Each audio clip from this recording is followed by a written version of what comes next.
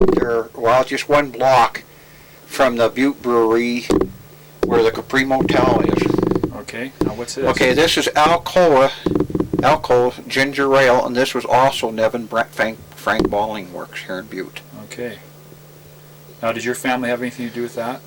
I don't think so. I don't Okay, think so. Cool. Okay. And this is by the Eureka Beverages Company. Eureka. Now, where was that at? Eureka Beverages, I think it later became Nevin Frank Balling Works. Okay. See, and these were pop. All right. Got it. And then here, right here in Butte with an old label here, and this is also Nevin Frank Balling Works. Okay. Got it. And then here, I'll break away here for a second. Original pop bottles from Butte, Montana. Okay, this one right here is Northwestern Balling Works, Butte, Montana, and it had a blob top on it, and these were like back in the cowboy and Indian days and part of the 1920s, but these are the original pop bottles. And the reason being is I think this bottle still has it in there, but you can barely see it. There's a cork on a little iron thing here that you pull up, and when you pull the cork it makes a pop sound. Okay. And this is why they call it pop, soda pop bottles. Okay. And this one's Northwestern Balling Works. I think was located somewhere down here by Continental Drive, down in the, Hold it right there. Area. All right. This is Holland Ring, Butte, Montana. Usual about this is Rocky Mountain Balling Works later became the Rocky Mountain Brewery in Anaconda, making Rocky Mountain beer for the Anaconda Brewing Company. But this was in Butte. But this is Butte, Montana, is what's unusual about About it. what time, what period do you think it was? I imagine this bottle right here is in the early 1900s, 1920s. Okay, is it a pop bottle too? And yes, this is a pop bottle. Okay, got it. Keenan Manufacturing Company here in Butte, Montana. Uh-huh. Yeah, as to where its location was, I'm uncertain. See, the problem with a lot of these old brewing companies and a lot of these old beverage companies here in Butte years ago is they came and they went because a lot of them didn't last out because larger ones came in and took them over. Okay. Okay. It's approximately the 1930s. It's a paper label, and this is one of the first Pepsi-Cola bottles for Pepsi-Cola Bottling Works here in Butte, Montana, with manufactured with the paper label during the 1930s. And then here, Bottling Works, which was part of Nevin Frank Bottling Works here, and this bottle is also in the 1930s. Okay. Back up there, it was gone. Well, why was the cap on it? Why was the cap on They it? just took the top out of it and just took the cap off right back on. Yesterday we talked about William Clark, and what I'd like you to do is tell us about William Clark and his sons. Tell us about each one of his sons, and correct for us where they're buried or what happened to them to the best of your knowledge. When W.A. Clark passed away in 1925, he passed away at his mansion in New York City. The Copper King Mansion here in Butte, well, the mansion is known as the Copper King Mansion here at 219 West Granite, was inherited by his son Walter Clark. Walter or Will? I'll have to look on here. Will Clark Jr. And Will never really lived in it because he lived in Los Angeles, but he frequently came here, and he passed away in 1935. When he passed away, the house was taken over by Walter Hansen of Hansen's Packing Company, who never ever resided in it, but he completely cleaned out the house. He took everything out of it. And Will Clark is buried in Hollywood, California, on a private island in a little private, his own private little cemetery-like thing. And it's on a private lake, overlooking a private lake, where you can see the graves of Tyrone Power, and then there's another celebrity that's buried there. Well, what do you think the connection was between the Clarks and Hansen? And get away from there. And Walter Hansen, and I believe it was another one of the sons, I can't remember if it's Charles or J. Ross Clark, frequently went back and forth to Chicago, had ties there through their connections with the Hansens, because they did a lot of running around with the Hansens years ago from Hansen's Packing Company. And it is believed that Walter Hansen and Hansen's Packing Company had direct ties to the mob or the underworld due to the fact that they needed them through Chicago years ago during the 1920s and even its earlier years was known for gigantic stockyards. And it is believed that through them it was how Hansen's got a lot of their horse meat and horse products, because during the wars they manufactured horse meat for human consumption. And in fact, here's a label here. And they had several different types of horse meat during both wars, World War I and World War II, for human consumption. And then Hansen's Packing Company is also known for their Silver Bowl brand lard.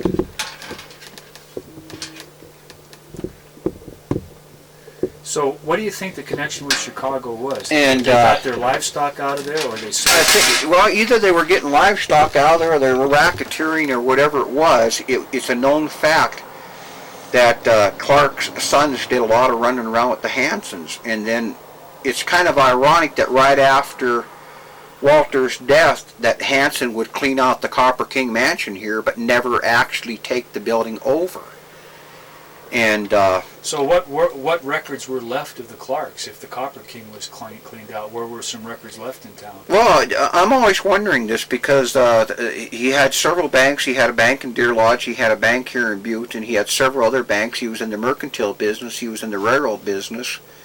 And over the years, what happened to all this money?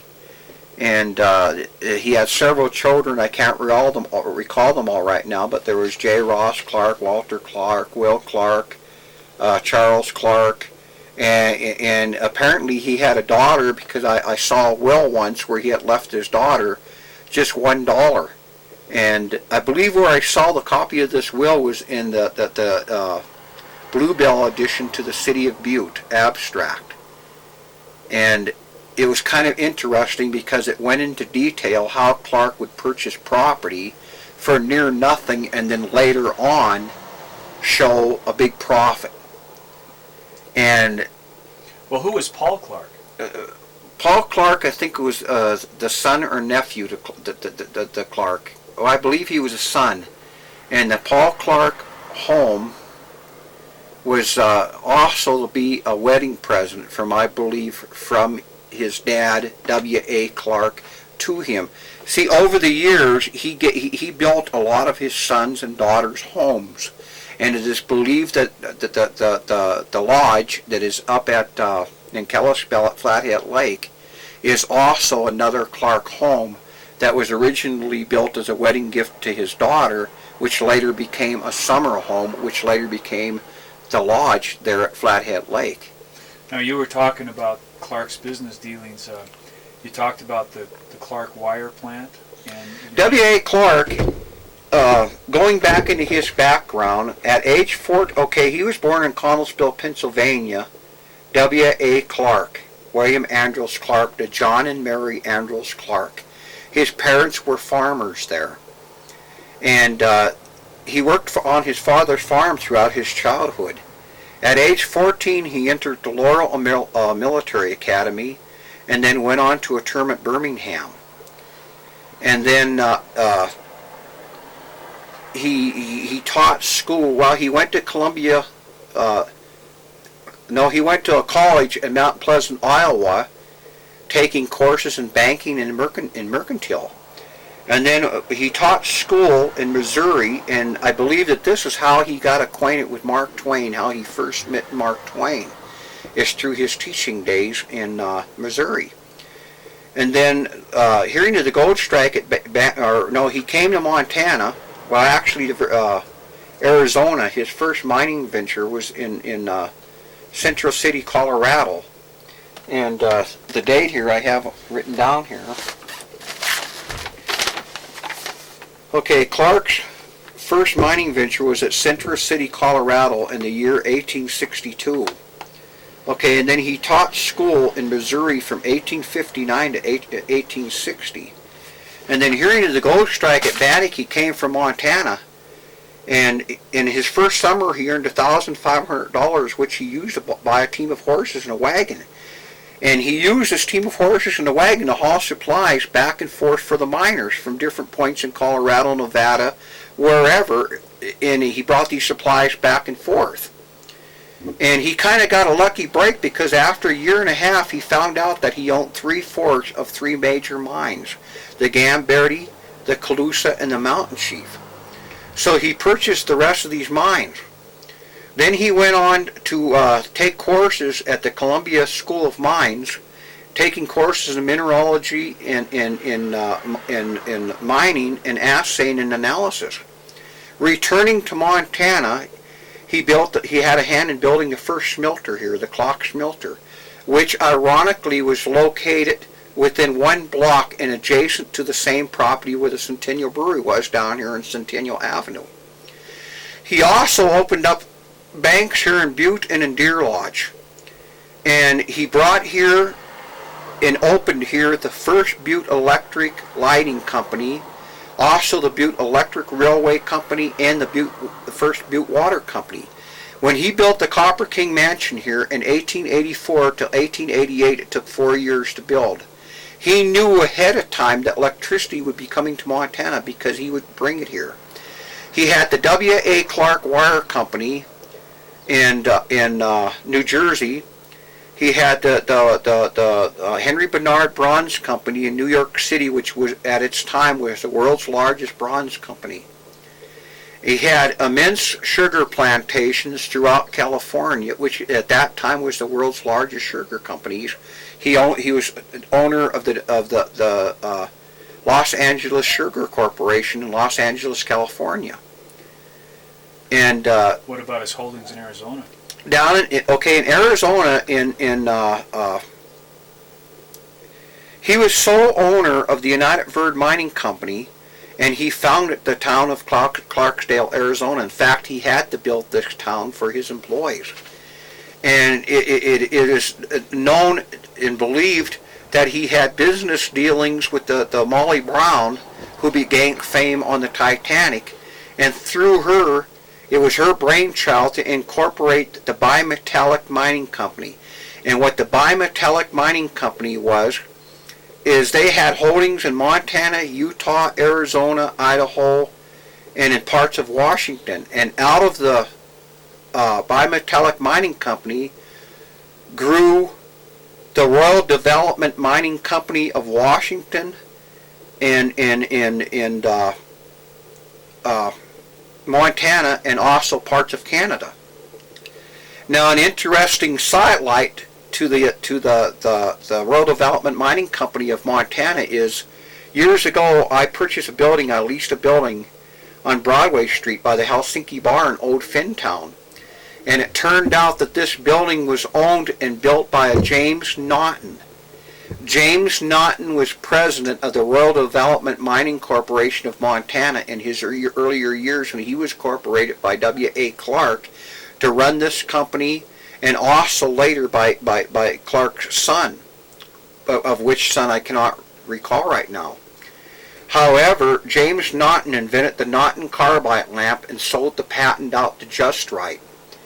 And when I was leasing this building, I went downstairs with a vault there full of old papers, and it was just completely full of old miners' carbide lamps. And Frances Naughton, which was his grandmother, was living in the building up until the time that I leased it. She was telling me some stories about Red Mountain throughout the Washington district and part of Montana, and how they built a mining camp there, and they were the first ones to come up with the idea, rather than using mule horses underground to mines in the mines, they sort of invented the Manchi, which was a small electric locomotive which W.A. Clark, through his knowledge of the electric railway system, had designed and had built for this operation, which meant that Red Mountain, the Royal Development Mining Corporation of Montana, had the first Manchi motors, and they used them extensively throughout their operations in Canada and parts of Seattle, Washington, around Red Mountain.